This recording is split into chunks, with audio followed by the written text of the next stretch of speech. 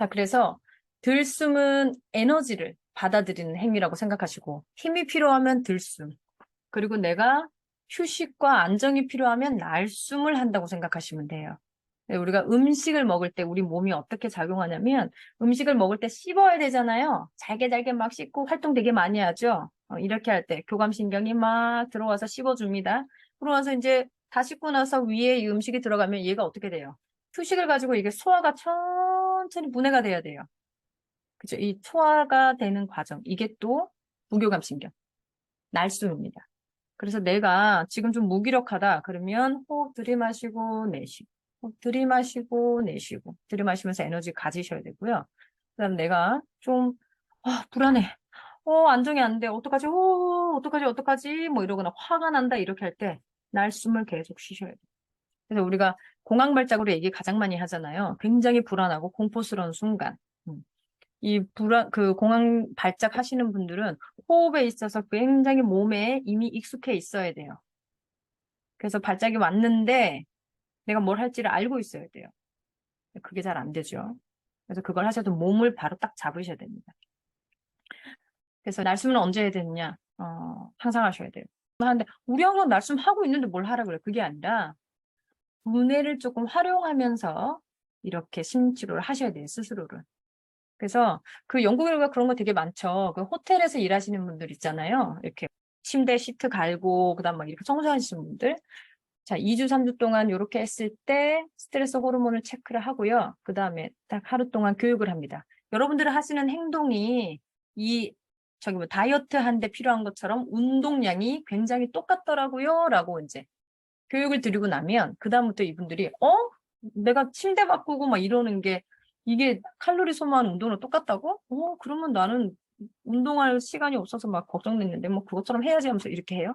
이렇게 몇 주 하고 나서 다시 또 스트레스 호르몬 체크하니까 슉 내려가더라는 거죠. 이게 바로 인지치료입니다. 그래서 인지치료를 행동으로 담아내셔서 계속 그 방향으로 심어가시는 게 필요해요. 숨은 언제나 쉬고 있죠. 들숨도 하고 날숨도 있는데 굳이 이걸 왜 숨 쉬는 방법을 왜 배우냐 이거예요. 숨을 쉴 때 숨을 쉬면서 해야 하는 생각 혹은 몸의 감각, 집중을 하면서 자꾸 키워내는 거예요. 바로 그걸 하는 겁니다. 그래서 단순히 숨을 천천히 쉬기만 해도 괜찮아요. 근데 거기에 지금 이 숨이 어떤 의미가 있는지, 난 지금 불안하니까, 나 안정이 필요해. 숨 쉬어야지. 이러고 숨 쉬시면 안정이 빨리 와요. 그럼 날숨하는 의도가 뭐예요? 나 불안을 낮추겠다라는 걸 내 두뇌에다가 내가 지금 가르쳤잖아요. 그럼 이 두뇌는 편도체를 낮추기 위해서 내 몸과 내 생각이랑 합을 맞춰요. 너 지금 안정 호르몬 필요하다고 얘기하는 거야? 그럼 안정 호르몬을 계속 내보내려고 노력을 합니다. 근데 생각 없이 날숨을 하면 몰라요. 또 날숨 왜 하는 거야? 모른다고요. 그래서 그냥 날숨하니까 몸이 조금 좋아진 건 있는데 요거를 좀 효율적으로 좀 높이자 이렇게 생각하면 두뇌의 인지치료적인 방향을 하시면서 숨을 쉬시는 게 좋죠. 자, 마인드풀니스 과정에서는 보통 세 가지 영역을 굉장히 심어내려고 노력을 많이 해요. 첫째는 감정을 인지하는 능력이 없으면 내가 불편한지 편한지 아무것도 모르고요. 내가 지금 공포가 왔는지 화가 났는지 모르니까 멈출 수가 없어요. 그래서 내가 지금 멈추려고 하면 내가 지금 어떤 상태인지를 알아야 돼요. 그래서 감정 인지 능력을 높여드리고 그리고 나서 감정에 따라서 내가 지금 멈추어야 된다 생각할 때 멈추는 연습을 해드립니다. 여러분들은 굉장히 잘 멈출 수 있을 것 같지만 짜증 조금 날 때 멈추지 짜증이 미친 듯이 몰려올 때 멈출 수가 없어요. 지나가고 나서 여러분들은 계속 후속 조치를 하셔야 돼요. 근데 후속 조치 하지 마시고 평소에 미리 조치를 하셔서 내 몸 안에 그 안정의 호르몬을 계속 저축시켜 놓으셔야 돼요.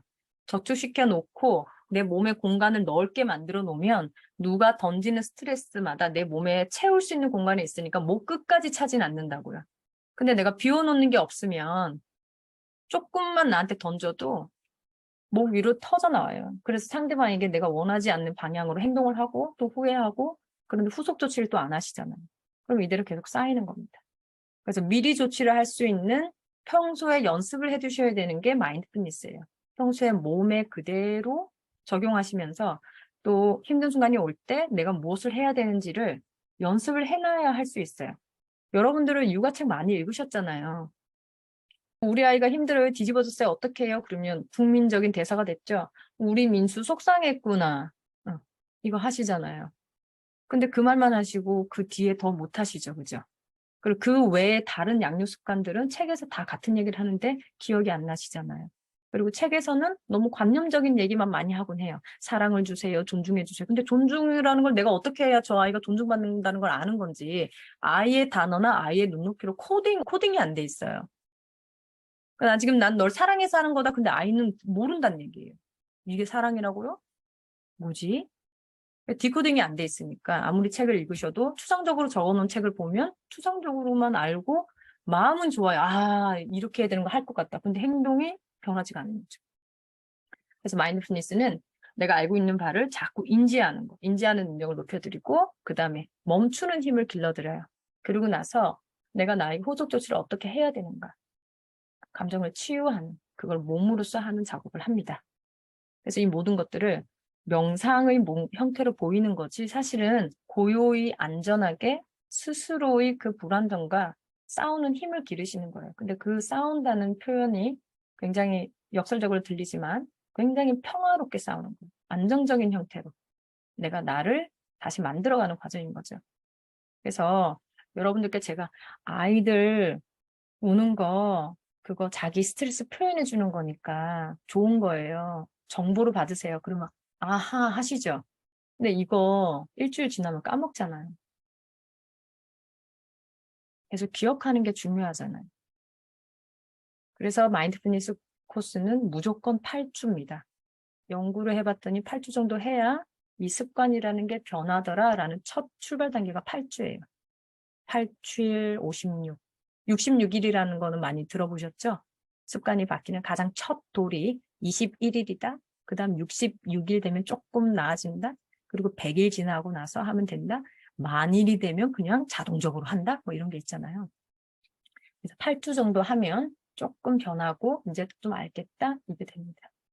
그래서 8주 동안 계속 같은 방향인데 다른 활동으로 계속 심어내시는 거예요. 그래서 마인드풀니스가 가져오는 핵심적인 어떤 자세들이 있어요. 첫째는 나와 관계 맺는 방법을 하는 거거든요, 지금. 내가 나를 생각하는 방향, 나의 감정을 내가 어떻게 표현하고 어떻게 내가 치유할 건가? 그 방향을 안정적이고 평화롭고 침묵적이지만 가장 강하게, 가장 부드럽지만 가장 강하게, 그리고 나의 관계를 쌓는 건데 나랑 관계를 쌓는 걸로 연습을 하면 이걸 그대로 타인과의 관계에서 그대로 쓰시면 되고요. 이걸 그대로 내가 세상에게 맺는 관계성으로 그대로 이어나가시고 적용하시는 겁니다. 그리고 그 재료가 나라는 사람의 감정이고 나라는 사람의 기억이고 나라는 사람의 몸의 감각과 행동으로 연습을 할 뿐이지 결국은 이걸 배우시면 나랑 맺는 관계성, 내가 사랑하는 사람들에게 내가 어떻게 생각하고 어떻게 느끼고 저 사람이 나에게 상처가 되는 말을 던져도 나는 쑥 받아들이고 통과시킬 수 있어요.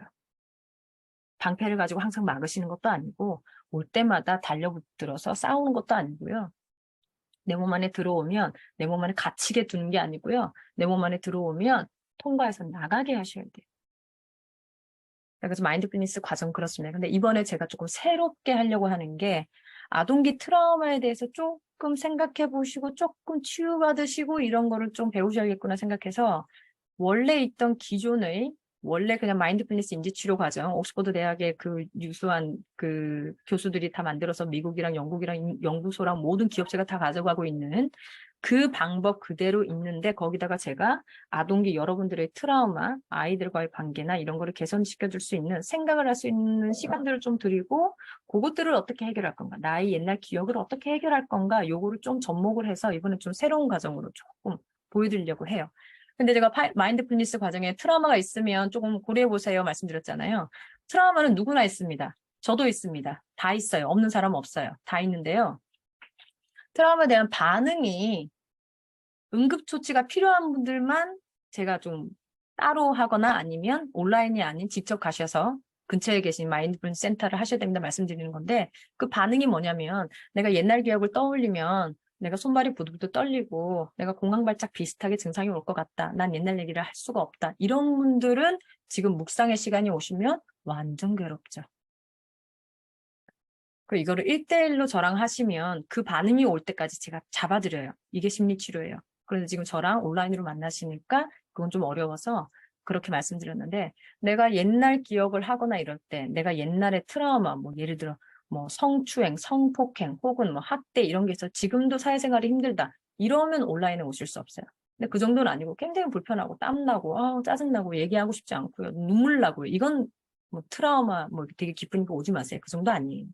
그 정도 아니시니까 내가 공황발작 비슷하게 반응이 온다. 이러면 생각해 보시라는 거고, 공황발작과 같은 증상을 내가 겪은 적이 있다 하시면 저한테 따로 문자 주시면 됩니다. 자, 그 외의 경우는 오시면 돼요. 그래서 마인드풀니스는 8주 동안 그렇게 진행이 될 겁니다.